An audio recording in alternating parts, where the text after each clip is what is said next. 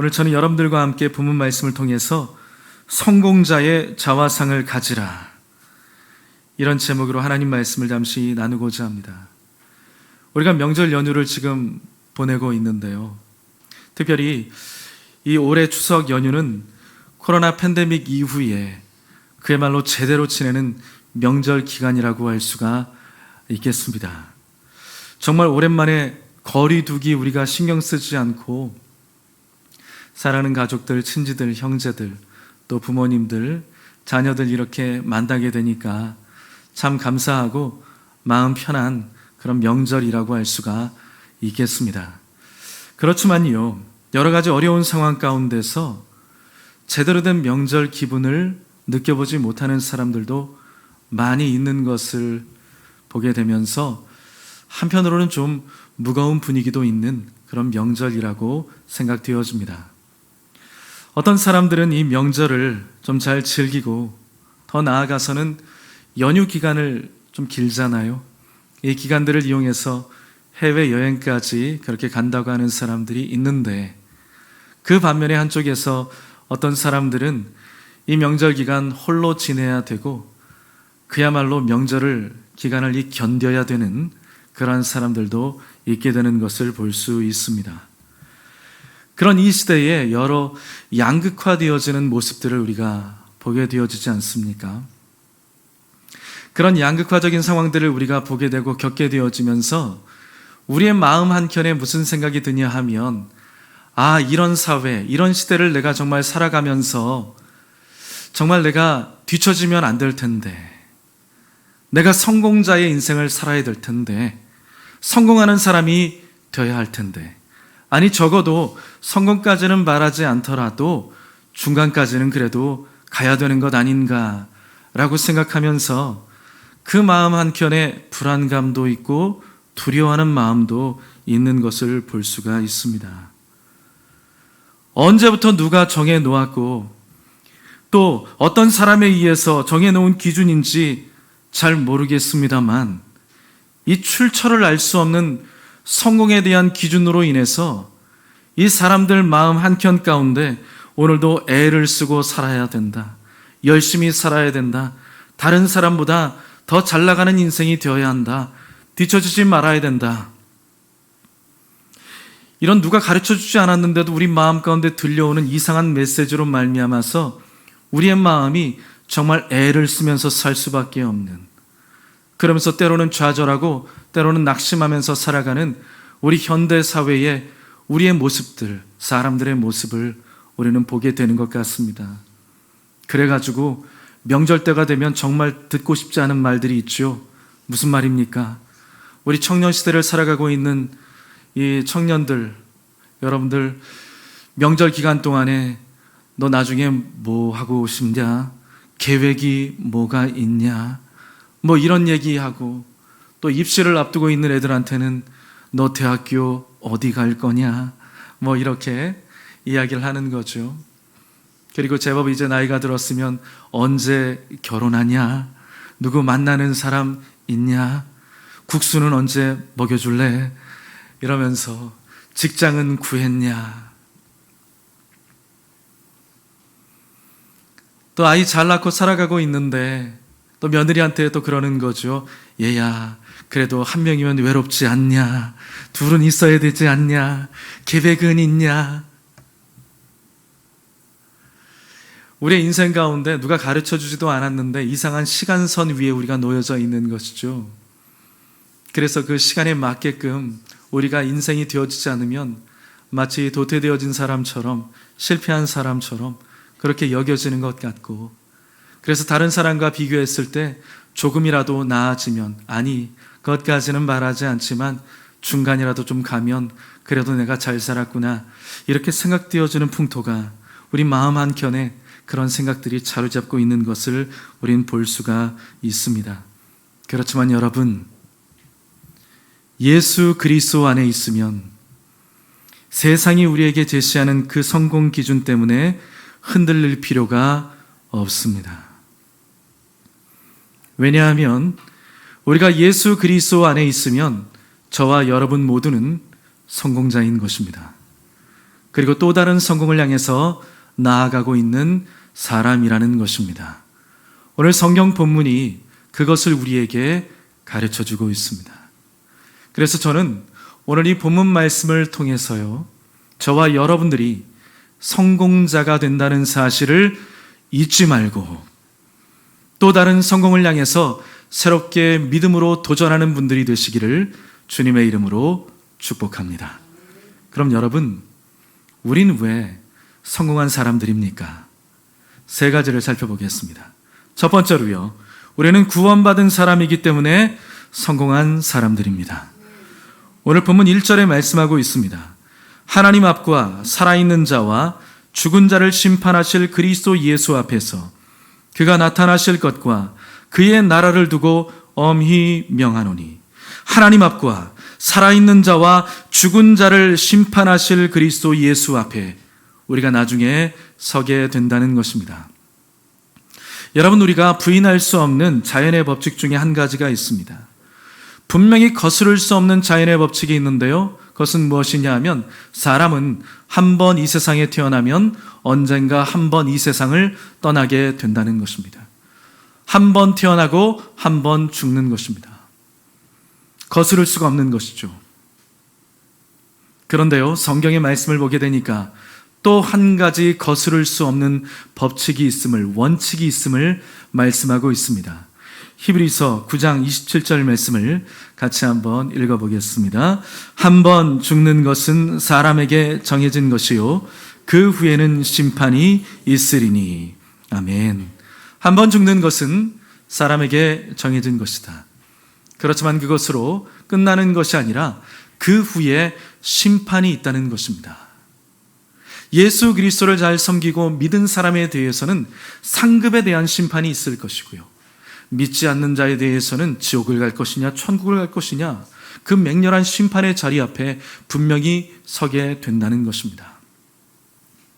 요즘에 보면 노후 설계를 위한 금융상품들이 많이 쏟아지고 있습니다. 사실 우리가 잘 알고 있는 것처럼 한국은 고령화 사회가 되어지고 있고요, 그리고 평균 수명이 상당히 높아지고 있기 때문에 노후에 대한 계획을 철저히 세우지 않으면 큰 낭패를 보기 십상인 것입니다. 그렇지만요, 몇십 년 후에 노후를 대비한 준비를 잘 하는 것도 중요하지만 정말 중요한 준비는요, 영원한 삶에 대해서 준비해야 된다는 것입니다. 그렇지만 사람들은 어떻습니까? 그 영원이라고 하는 것에 대해서 너무나 가볍게 여기고 있다는 것입니다. 그러면서 눈에 보이는 현실 속에 묻혀가지고 정작 중요한 것들을 잃어버리고 살아가고 있다는 것이죠. 여러분들 혹시 잘 아시는 토끼와 거북이의 경주를 아시죠? 토끼와 거북이의 경주, 얘들아 누가 이겼니? 애들한테 물어본 겁니다. 여러분들한테 애들아 그런 거 아닙니다. 오늘 세대 통합 예배이기 때문에 애들한테 물어본 거예요. 목사님이 나보고 얘들아 그랬어. 집에 가서 이러시면 안 됩니다. 얘들아, 토끼와 거북이의 경주 누가 이겼지? 거북이가 이겼죠.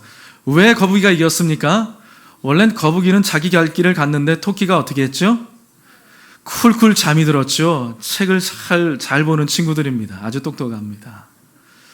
그런데 요즘은 어떻게 되었냐면 이 토끼가요, 이를 갈면서 거북이 한번 이겨보겠다고 난리를 치고 있답니다. 그래가지고 에너지 드링크를 먹으면서 에너지 바를 먹으면서 눈이 토끼 눈이 되어가지고 두 눈 부릅뜨고 내가 한번 거북이 한번 이겨봐야지 난리를 치고 있답니다. 그런데 안타깝게도요, 토끼는요 거북이를 영원히 이길 수가 없습니다. 왜냐하면 토끼는 거북이보다 훨씬 더 빨리 죽기 때문입니다. 거북이의 수명이 무려 500년이나 더 긴 것이죠. 여러분, 제가 지금 무슨 뜻을 가지고 이렇게 말씀드리는지 아십니까? 말하자면요, 살아남는 것이 성공이라는 것입니다. 그런 의미에서 여러분, 왜 사람이 하나님과 겨루어서 이길 수가 없는 것일까요? 왜 사람이 하나님과 겨루어서 이길 수가 없습니까? 사람은요, 유한한 존재이지만 하나님은요, 영원을 창조한 분이시기 때문입니다. 그렇기 때문에 무한하시고 영원하신 하나님을 유한한 존재인 사람이 이길 수가 없는 것입니다. 그렇기 때문에 지혜로운 사람은, 정말 성공한 사람은 영원하신 하나님과 함께하는 사람이라는 것입니다. 영원하신 하나님과 함께 그 영원에 거하는 사람, 영원한 생명을 얻고 살아가는 그 사람이 바로 진정한 성공자라고 할 수가 있는 것입니다. 여러분 앞에 영원한 삶이 준비되어져 있습니다. 할렐루야. 그렇기 때문에 저와 여러분은 하나님 앞에서 성공한 인생이라는 것입니다. 어떤 교회에서 장례식이 있었습니다. 여러 성도님들과 권사님들과 청년들이 함께 참석을 했고요. 담임 목사님이 모든 예식들, 그 장례 예식들을 다 마무리했습니다. 이제 함께 모여가지고 삼삼오오 모여가지고 이야기를 나누면서 식사를 하고 있는데, 그때 분위기 파악을 제대로 하지 못한 한 청년이 믿음 좋은 권사님에게, 나이 지긋한 믿음 좋은 권사님에게 이렇게 말했다고 하죠. 권사님, 나중에 우리 천국에서 꼭 만나요. 이렇게 이야기를 했더니 옆에서 듣고 있는 사람들이 얼마나 민망하겠습니까? 분위기가 막 이상해지려고 하는데 나이가 지긋이든 이 믿음 좋은 권사님께서 빙그레 웃으면서 이렇게 말씀을 하셨습니다. 그래, 나도 먼저 천국 가서 오래 기다리지 않을 테니까 너도 빨리 와라. 이렇게 이야기를 하셨다고 하죠. 여러분, 그리스도인들이 어떻게 이렇게 이야기를 할 수 있는 것일까요? 이런 여유를 어떻게 갖고 이야기를 할 수 있는 것입니까? 그것은 바로 우리 앞에 천국이 있다는 것을 알고 있기 때문인 것입니다. 그리고 영원한 천국을 이미 상속받은 사람들이기 때문에 저와 여러분들은 누가 뭐라고 해도, 성공자라고 해도 과언이 아닌 것입니다. 여러분, 오늘 본문 1절의 말씀처럼 분명히 우리는 앞서거니 뒤서거니 하면서 하나님의 심판대 앞에 서게 될 것입니다. 그렇지만요, 예수 그리스도를 믿는 저와 여러분들은 당당하게 하나님을 찬양하면서 천국에 들어가게 될 것입니다. 여러분들의 미래는 보장되어져 있는 것입니다. 그렇기 때문에 여러분들과 저는 바로 성공자라고 할 수가 있는 것입니다. 두 번째로요, 우리는 받을 상이 있기 때문에 우리는 성공자라고 할 수가 있는 것입니다. 최근에 중국 항저우에서 열리고 있는 것이 있죠. 아시안 게임이 열렸습니다. 그리고 지금 한창 진행하는 가운데 있습니다.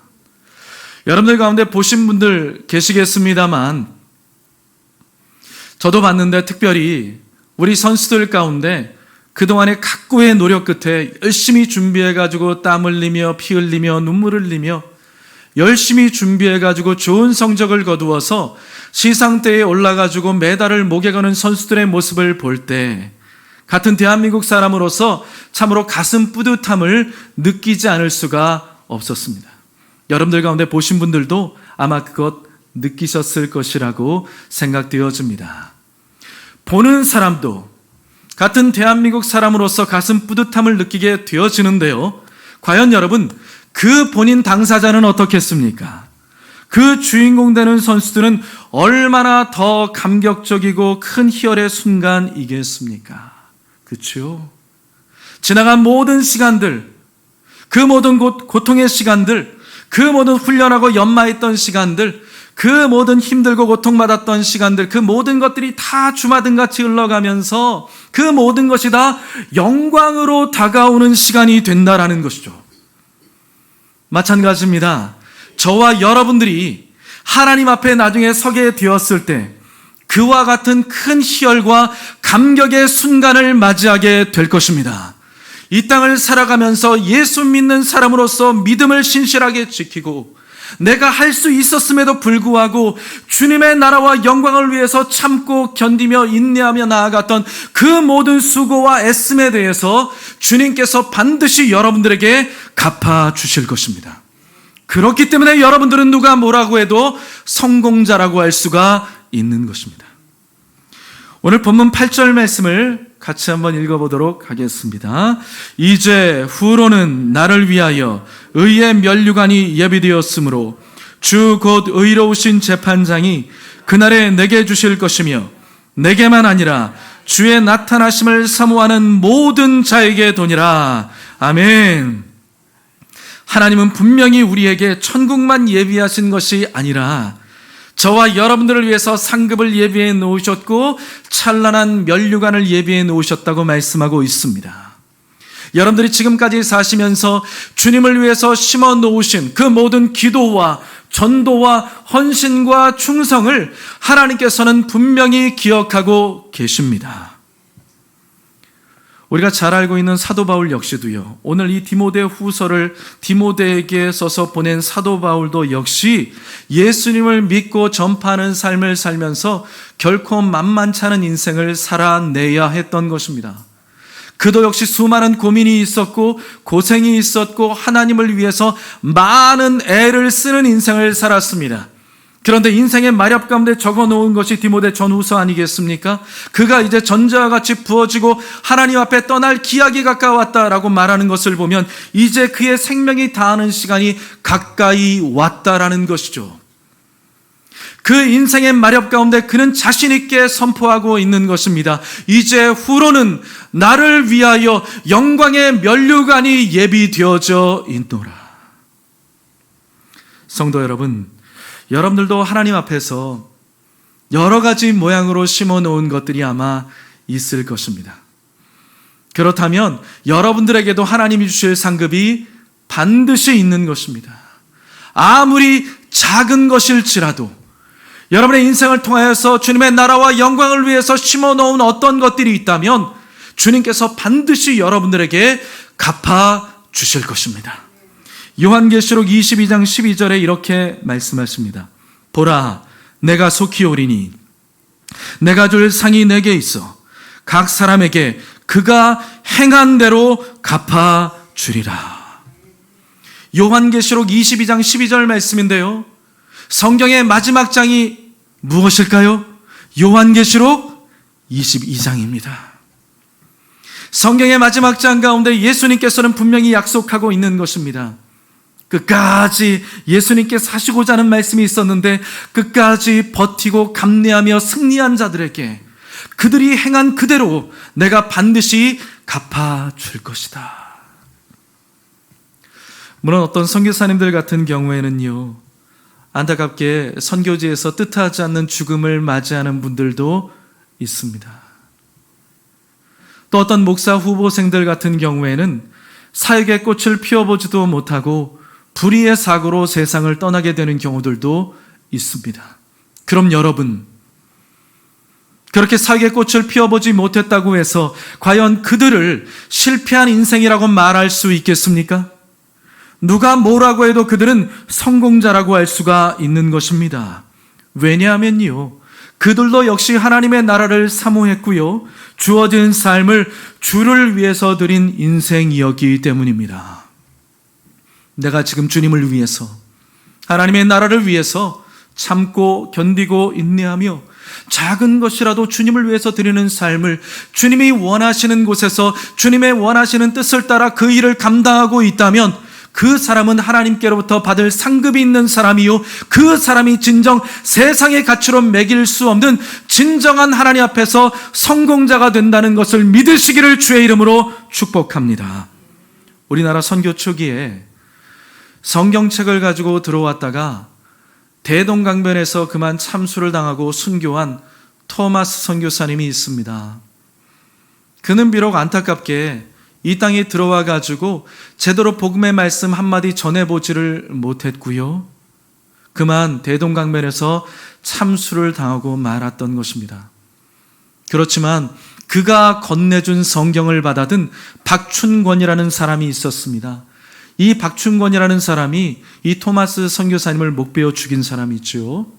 그 사람에게 성경책을 건네주었는데 이 박춘권이라는 사람이 나중에 하나님의 은혜로 말미암아 그 성경을 깊이 있게 진지하게 읽어보고 예수님을 믿게 되었습니다.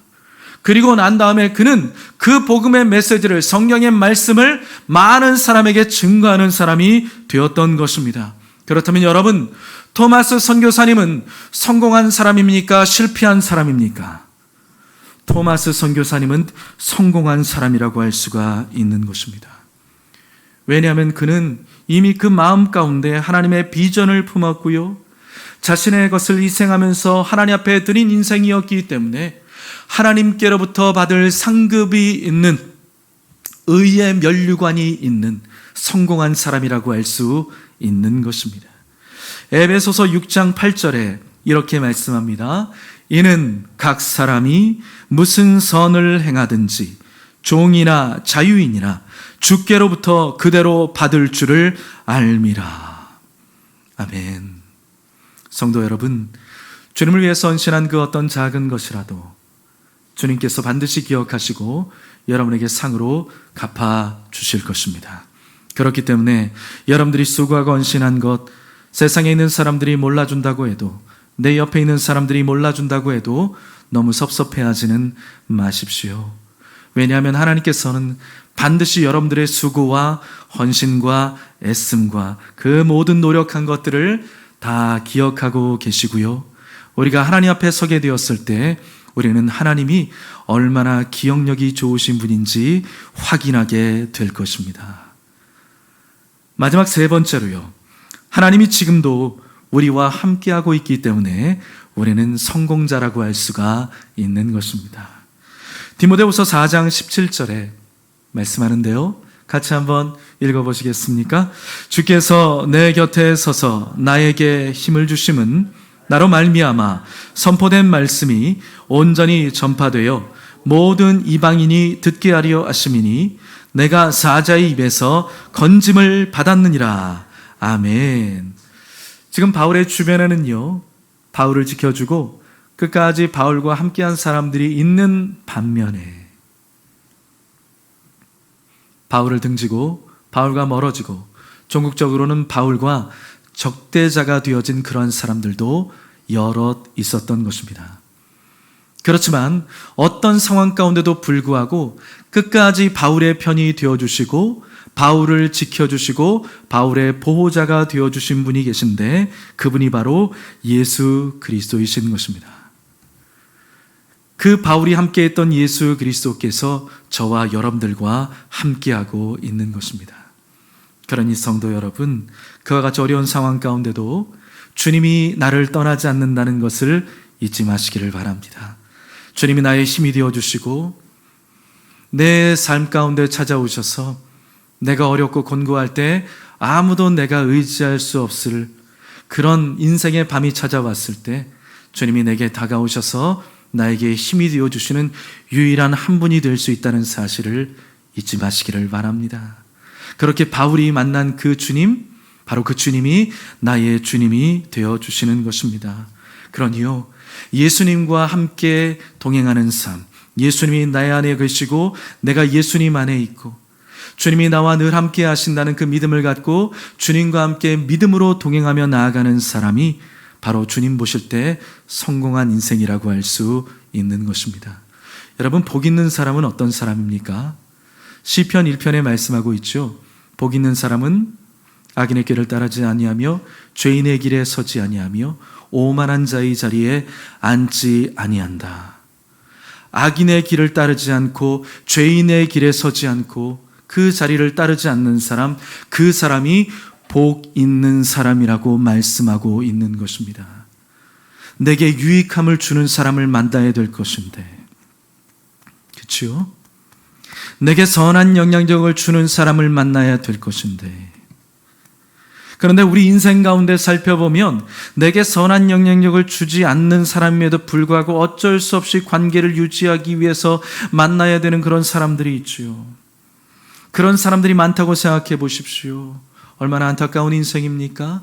그런데 내 주변에 좋은 사람들이 있는 거예요. 나를 위해서 기도해주고 긍정적으로 말해주고 나에게 용기를 더하여주고 나를 위해서 기도해주는 사람들, 내가 힘들고 어려울 때 나를 위로해주고 내 말을 들어주고 나와 함께 해주는 그런 사람들, 그런 사람들이 함께 있을 때 나는 복된 인생을 살아갈 수 있다고 말할 수 있는 것 아니겠습니까? 여러분, 그렇다면 사람이 내 옆에 와가지고 나를 도와주는데 내가 복 있는 사람이라고 말할 수 있을진데, 사람하고 비교할 수 없는 살아계신 주님이 나와 함께하고 있다면 그 사람은 성공한 인생 아니겠습니까?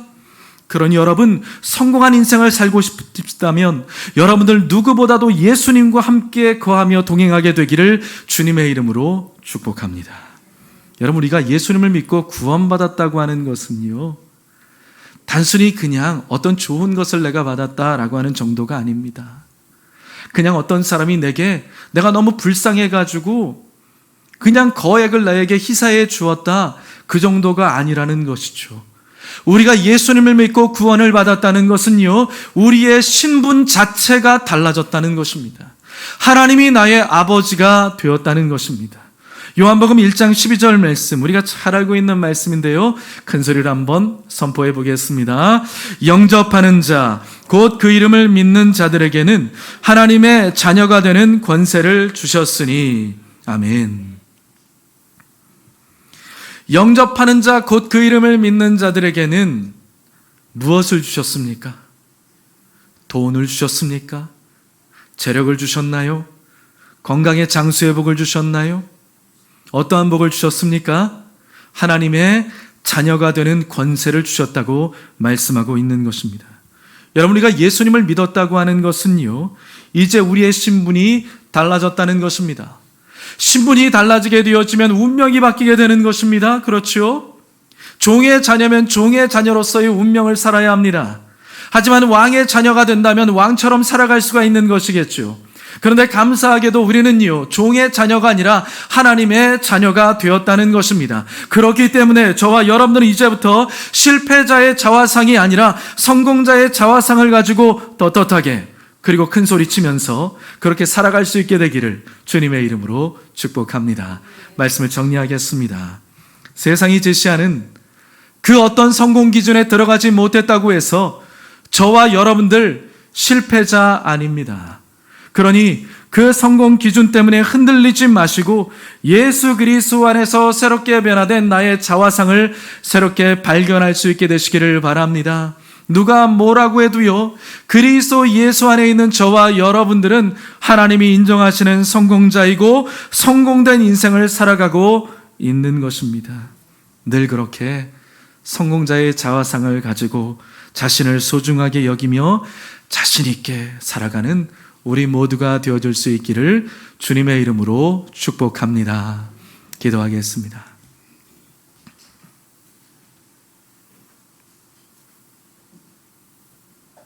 살아계신 하나님 아버지, 우리 안에 예수 그리스도를 보내주시고 우리가 예수 그리스도를 믿음으로 말미암아 구원을 얻게 해주신 것 진심으로 감사합니다. 하나님 아버지, 이 세상이 요구하는 성공의 기준 때문에 우리의 마음이 흔들리지 않게 하여 주시옵소서. 좀 더 높은 자리, 좀 더 많은 것을 얻기 위해서 우리가 그렇게 애쓰고 힘쓰고 살아가는 것 중요하지만 과연 무엇을 위해서, 무엇 때문에 내가 그 인생 가운데 살아가고 있는지를 바로 알 수 있도록 하나님 도와주시어서 우리 인생의 세계관이 달라질 수 있도록 도와주시고 목적하고 추구하는 바가 달라지게 하여 주시옵시며 예수님을 내 안에 모시면서 성공자의 자화상을 가지고 이미 나는 성공한 인생이요, 하나님이 복 주시는 인생이요, 하나님과 함께 걸어가는 인생이요, 보장되어진 인생이라는 삶을 잃어버리지 않도록 하나님 함께하여 주시옵소서. 그래서 이 세상이 요구하는 대로 살아가지 아니하고 주님의 원하시는 뜻을 쫓아 살아가는 저와 성도님들이 될 수 있도록 하나님 함께하여 주시옵소서. 좌절하거나 낙심하지 않게 도와주시옵소서. 근심하거나 염려하지 않게 하여 주시옵소서. 두려워하지 않게 하여 주시옵소서. 주님이 나를 책임져 주시니, 나와 함께하여 주시니 어떠한 위기와 어려움이 있을지라도, 주변에 들려오는 소리가 아무리 암울한 소리가 있을지라도 나의 소망과 희망 되시는 주님을 의지하며 나아가는 복된 성도님들이 되게 하여 주시옵소서. 당당하게, 멋있게, 근사하게, 감사하게 소망을 품고 나아가는 우리 모두가 되게 하여 주옵소서. 예수님의 이름으로 축복하고 기도하옵나이다. 아멘.